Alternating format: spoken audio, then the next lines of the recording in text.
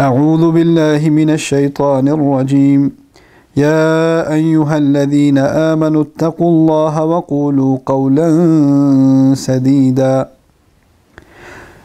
الحمد لله رب العالمين والصلاة والسلام على سيد الأنبياء والمرسلين وعلى آله وصحبه أجمعين. Assalamu alaikum Quran Weekly.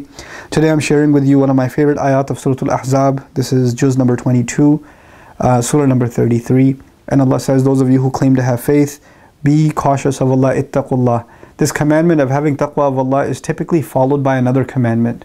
And it's actually as though to say that being cautious of Allah and being aware of the presence of Allah and being careful not to disappoint Allah or disobey Him has manifestations. And one of its manifestations is what I'm about to tell you. So one way you can have taqwa is by doing what Allah is about to tell you in this ayah.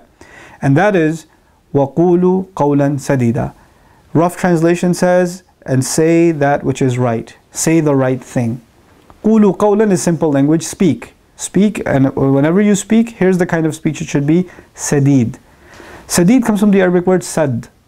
Ighlaqul khalal, they say. Something that removes a gap. Sad is also a dam, like you know the dams that block the water from coming. Like in Surah Al-Kahf, you know, bayni wa baynahum sadda, or baynana wa baynahum sadda.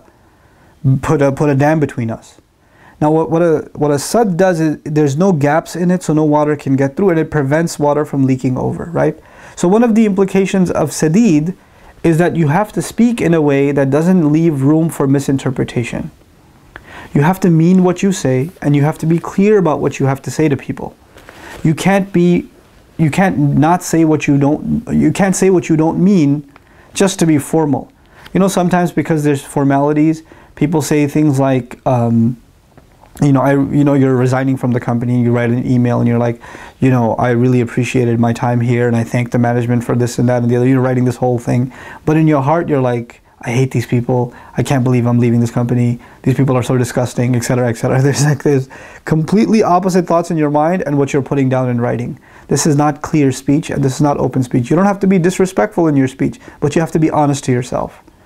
Now, one of the most powerful manifestations of this that I want to talk to you guys today about is one of the things Allah commands us to say just because we're Muslim, and that is Assalamu alaikum.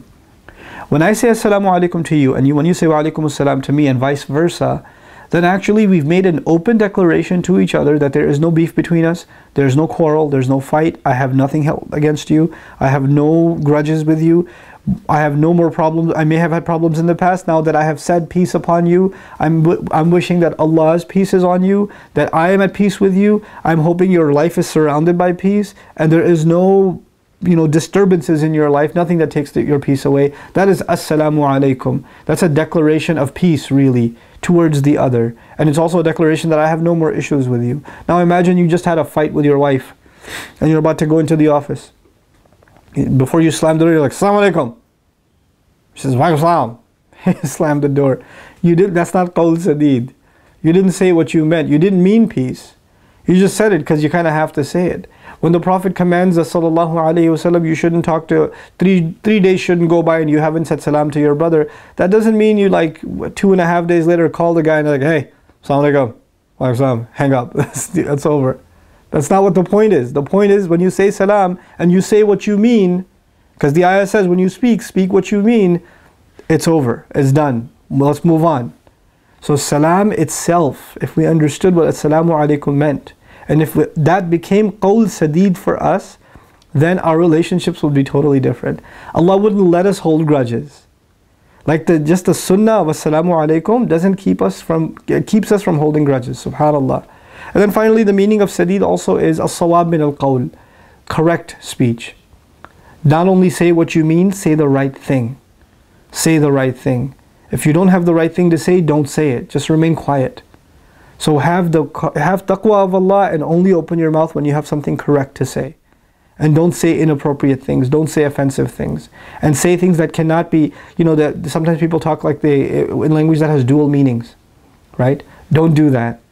Don't say things that mean something offensive and it can mean something good too. And you could do that with salam, with your tone. Assalamu alaikum. Like, okay, what was that? Yeah, wa alaikum salam, whatever. What is that?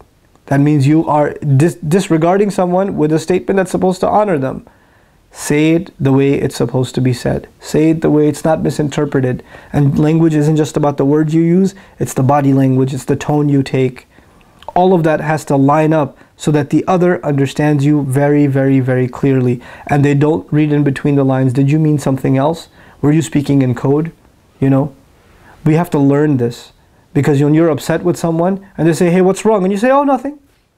Oh, nothing. Yes, there is something wrong. And you need to find a respectful way, not to vent, but to let others know when something's wrong. This is part of qawl sadid also. May Allah give us the ability to be clear in our speech with each other, and may Allah really give us the ability to turn our salams into qawl sadid, into real clear and meaningful speech that gets rid of all of our grudges that we have against each other. And may Allah give us the strength to forgive one another and build on our relationships, even though we make mistakes towards each other along the way. Barakallahu li wa lakum. Wassalamu alaikum wa rahmatullahi wa barakatuh.